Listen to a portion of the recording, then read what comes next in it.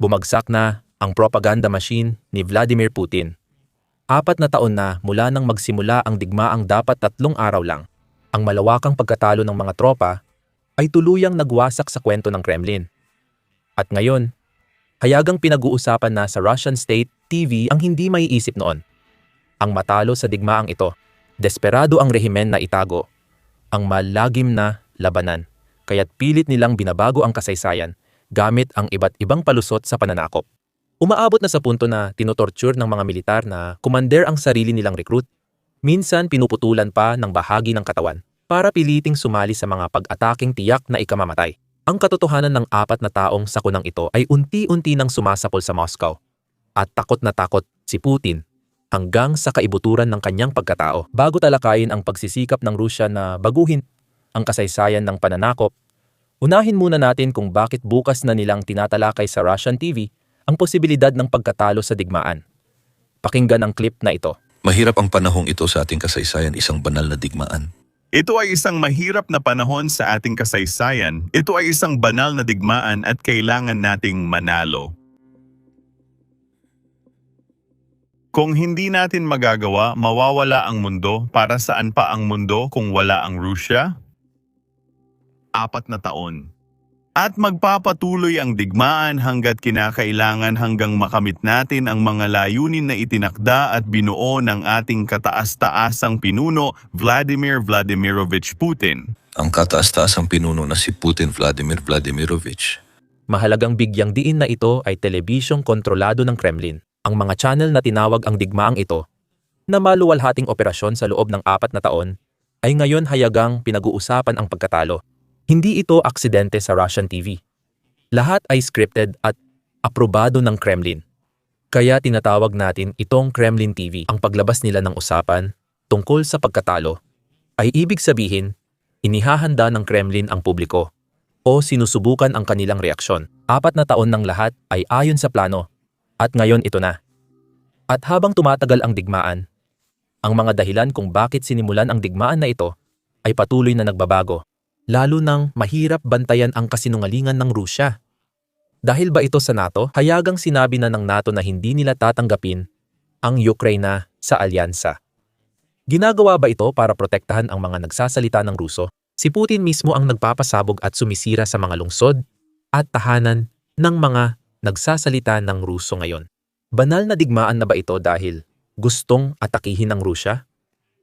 Sa tingin ko, ito na ang bagong dahilan. Kasi hindi na epektibo ang dati. Pakinggan mo ito. Hindi sila titigil sa Donbas. Hindi, syempre hindi. Crimea ang susunod. Hindi lang Crimea at Kuban ang kinuha nila. Ibig sabihin kinuha nila ang mga mapa doon. May nakita akong ilang bagay na natagpuan sa mga base sa Mariupol. Makikita mong nagtatrabaho sila. Malinaw na gumamit sila ng datos na ibinigay ng NATO. Ngayon, sinasabi ng mga propagandista ng Rusya na preemptive ang pananakop nila dahil muntik daw salakayin ng Ukraine ang Rusya at kunin ang Crimea at Kuban. Kinailangang salakayin ng Rusya ang Ukraine para pigilan itong salakayin sila. Lumabas lang ang palusot na ito sa ika-4 na anibersaryo. At napapaisip ako kung bakit. Bakit ngayon? At malinaw naman ang sagot. Kailangan ni Putin ng bagong kwento. Wala nang bisa ang mga luma. Pero may problema sa pagsasabing sadya itong mahabang digmaan dahil may ebidensyang hindi ito totoo. Ang ebidensyang iyon ay mula sa mga bangkay ng sundalong Ruso na namatay sa labas ng Kyiv. Pakinggan ito. Nagtatrabaho ako sa industriya ng armas at marami na akong nakita. Nalaman ko na rin ang mga gawa ng US at sarili kong gawa. Alam ko ang maraming armas ng Rusya at China, pati yung mga ginagawa pa lang nila. Yung ilan sa mga ito parang science fiction kumpara sa armas ng Estados Unidos. Napagtanto ko na ang pinakamalakas nilang sandata ay hindi bomba, missile o drone.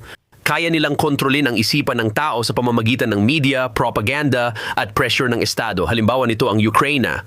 Maraming Ruso na ipinadala sa Ukraine noong unang yugto ng pananakop ay pinaniwala ang gusto sila ng mga tao doon at magiging bayani sila.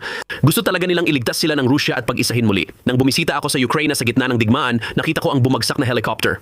Isang attack helicopter ang nagtangkang sakupin ang airfield ng pribadong aerospace company pero napabagsak ito ng mga tao. Pinakita nila ang video na naka-polo shirt lang sila nila, pinapabagsak ang helicopter sa parking lot. Yung go bag ng piloto, yung bag na may emergency at survival gear. May dala siyang 3 o 4 na araw na supply ng tubig at pagkain, isa pang flight uniform at dress uniform na may dress shoes dahil sinabi na 5 araw lang ang military operation at may mga parada. May dress uniform siya at 50 kondom, akala niya magkakandara pa ang mga babae sa kanya. Kailangan niya ng 50 kondom para sa selebrasyon matapos ang digmaan. Grabe. At para sa akin, nagpapakita yon kung gaano siya na brainwash. At tandaan mo, mga piloto ng helicopter, ibig sabihin, isa siya sa mga mas mataas ang pinag-aralan. Napaniwala siya na gusto ng mga taga-Ukraine na palayain niya sila at matutuwa silang makita siya kaya nagdala pa siya ng dress uniform at 50 kondom. Kahit ano pa ang tingin mo sa politika ng Ukraine, hindi iyon ang totoong situation. Kaya natatakot ako na baka kung lusubin ng China ang Taiwan, gumawa rin sila ng ganitong kwento. Lilinlangin nila ang kanilang mga tao na gustong magkaisa muli ang Taiwan at ipinapakitang lumalaban sila para sa mas mabuting dahilan. Makikita sa kagamitan ng mga namatay na sundalong Ruso ang totoong plano nila. Hindi sila handa sa matagalang kampanya. Handa sila para sa parada. Magagaan lang ang gamit at uniforme, sapat na supply para sa ilang araw. Hindi buwan, dahil inaasahan nilang makarating agad sa Kyiv pagsapit ng weekend. Kapag binabanggit ko ito, may mga Russian bot sa comments na nagsasabing puro Amerikanong propaganda lang. At pagkatapos, may mas marami pang Russian bot na pumapasok at binababa ang rating ng video. Kaya kung maari mong bigyan ng ilang segundo at pindutin ang subscribe button sa ibaba, talagang makakatulong ito sa amin sa algorithm. Babasagin ko na ang depensa ng mga Ruso. Madalas nilang sabihing, Amerikanong propaganda lang ito. Ang totoo raw, hindi naman sila nagdala ng parade uniform. Ipapakita ko naman ngayon ang parehong kwento mula sa panig ng mga Ruso. Dahil may ebidensya rin tayo doon. May mga sundalong Ruso na tumawag sa Kyiv ilang araw bago ang pagsalakay para magpareserba ng Mii sa Pebrero 24. Para sa kanila, biro lang ito at nais nilang iparating sa mga Ukrainyano na ilang araw na lang ay magmamarcha sila sa Kyiv. Pakinggan ninyo ito. Magandang hapon. Two Rabbits Restaurant, how can I help you? Kamusta? Magpareserba po kami ng mesa sa Pebrero 23. Saglit, ililista ko ang reservasyon nyo. Di kami sigurado kung makakarating kami sa ika-23, baka sa ika-24 na lang. Tagatula kami kaya hindi ko alam kung aabot kami sa oras. Anong oras kayo bibisita sa ika-23? Mga alas 4 ng madaling araw. Alas 4 ng madaling araw. Mabuti, kanino po ipapangalan ang reservasyon? Para sa buong ika-106 na dibisyon, Seryoso po, ilan po kayo? Seryoso ako tungkol sa buong dibisyon. seryoso ako. Mga 1,500 kami. Mga 1,500 tao, mga ganun. Hinihintay mo ba kami doon? Talagang naniwala ang Rusya na hindi magtatagal ang digmaang ito. 4 na taon na ang nakalipas. Hindi na makahanap ang Rusya ng sapat na taong gustong mamatay para sa digmaang ito. Ang mga numero ang nagpapakita nito sa nakalipas na 2 buwan at maaring 3 buwan pa kapag nakuha na natin ang datos para sa Pebrero. Mas marami ng sundalong nalalagasan ang Rusya sa mga frontline kaysa sa kaya nilang ma-recruit pabalik sa kanilang bansa. Mas maraming sundalo ang namamatay kaysa sa sumasali. Literal na lumiliit ang hukbo. Ano ang ginawa ng Rusya? Pagsisinungaling, hindi sa mundo sa pagkakataong ito, kundi sa sarili nilang mamamayan. Tingnan ninyo ang kasinungalingang tinutukoy ko. May isa akong kasama rito. Sabi ng kaibigan ko, may naisip ako. Isang kontrata sa Novaya Zemlya. Isang isla ito sa Federation ng Rusya para lang maging mekaniko ng kotse, welder, or technician doon. Rotation lang ang trabaho ron. Pinirmahan ang kontrata kasama ang Defense Ministry, walang middleman. Sa simula, nangako sila ng 150,000 rublo pagkapirma at 300,000 mula sa Komi Republic, dagdag pa ang 60,000 buwan-buwan sa loob ng 1 taon. Sumakay kami ng tren papuntang San Petersburgo. Pagdating sa San Petersburgo, sinalubong kami ng mga naka-uniforme at itinuro ang track na Ural. Sumakay kaming lahat. At sinabi ng mga lalaki na nandoon anong Novaya Zemlya. Pupunta kami sa Belgorod, ang direction ng Kharkiv. Какое направление? Siyempre, nagulat kaming lahat. Talagang nagulat. Halos lahat tinanggap ang sitwasyon. Inisip na baka maging technician kami ron. Magiging mga technician kami.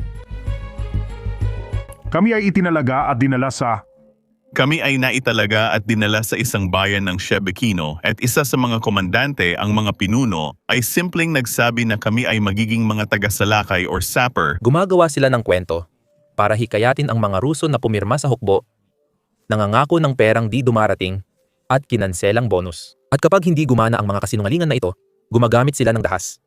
Hula ko, nasa DNA na talaga ng mga Ruso yan. Heto ang ibig kong sabihin. Ikwento ko kung ano ang nangyayari sa mga sundalong Ruso na ayaw sumunod sa utos. Ayon sa mga sundalo, binugbog siya dahil tumanggi sumama sa pagsalakay.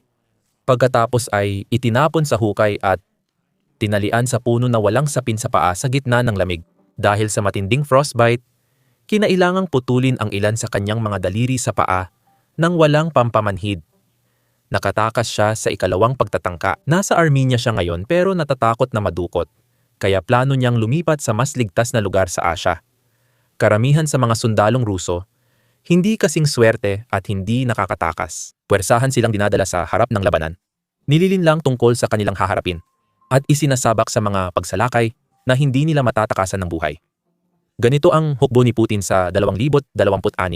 Kapansin-pansin sa digmaang ito, kapag nahihirapan ang Rusya sa harap ng labanan, lalo nilang pinaiigting ang pag-atake sa mga sibilyang Ukranyo, lalo na tuwing taglamig. Tinututukan nila ang mga infrastruktura ng enerhiya tulad ng mga planta ng kuryente at mga sistema ng pagpainit. Sinusubukang pwersahin ang mga Ukranyo na sumuko gamit ang matinding lamig. Bumababa ang temperatura sa ilalim ng zero habang binobomba ng Rusya ang mga sistemang pampainit. Pero may mahalagang nakalimutan si Putin. Habang inaatake ang mga sibilyang Ukranyano, lalong nagkakaisa ang kanilang lipunan. Habang lumalala ang hirap nila, mas napagtatanto nilang mas mahirap ang buhay sa ilalim ni Putin. Hindi ito galing mula sa Ukraine, galing mismo sa mga propagandistang Ruso na inaamin na ito sa TV. Pakinggan ninyo. Matatag pa rin ang sandatahang lakas ng Ukraine, tandaan mo. Patuloy silang gumagawa ng drone dahil kailangan nila ng diesel generator. Ang pagtigil ng power grid ay walang epekto. Kahit hindi makalikha ng kuryente ang nuclear power plant ng Ukraine, gumagana pa ang mga daungan, hindi pa nalalagyan ng mina. Kaya ano ang silbi ng mga ganitong pag-atake? Sinasabi sa atin na ang SMO ay mapapasama kumbaga sa mga aklat ng sining militar. Oo, mapapasama ito. Mapapasama ito bilang halimbawa ng mga bagay na hindi dapat gawin. Ibig sabihin, ang kasalukuyang kakulangan ng epekto sa mga mataas na opisyal at elite ng lipunan.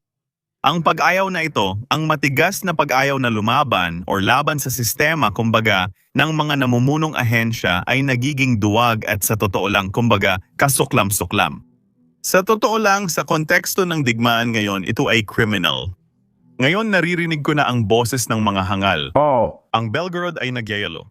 Tirahin natin ng matindi ang Odisha na nag-alsa laban sa mga adik noong 2014, tirahin din ang Kharkiv at Kyiv, hayaang magyelo sila. Kaya gusto kong tanungin kayo mga tanga. Para kanino kayo? Sino ang makikinabang sa ataking ito? Sa totoo lang, ang mga namumuno, ang mga kalaban na namumuno ay nakaupo sa init, may ilaw at tubig sa kanilang kumbaga mga mansion. At higit pa dyan, sila ay nakikiskisan ng mga palad nila sa tuwa. Habang tinatamaan natin ang Belgorod bilang tugon sa pagyayelo ng mga lungsod, pinupukaw natin ang ganting atake. At ano ang resulta? Ang masa ng mga karaniwang tao sa Ukraine sa kabaligtaran, hindi nila pinapatalsik o kumbaga ang gobyernong ito. Sa halip, ang galit nila ay nakatuon sa Federation ng Rusya at mga dakilang Ruso na ginagamit at minamanipula nila. Tingnan mo, ayan sila. Bukod pa rito, ang naratibo o ang tinatawag na naratibo ng kanilang propaganda ay nagsasabing walang magawa ang mga Ruso sa frontline. Kaya ngayon, lumalaban sila laban sa matatanda, bata at sibilyan doon. Pinalalakas mo ang propaganda na ito. Sa totoo, pinalalakas mo ang kapangyarihan ng pamunuan ng kalaban. Hindi mo ba kayang maintindihan yon?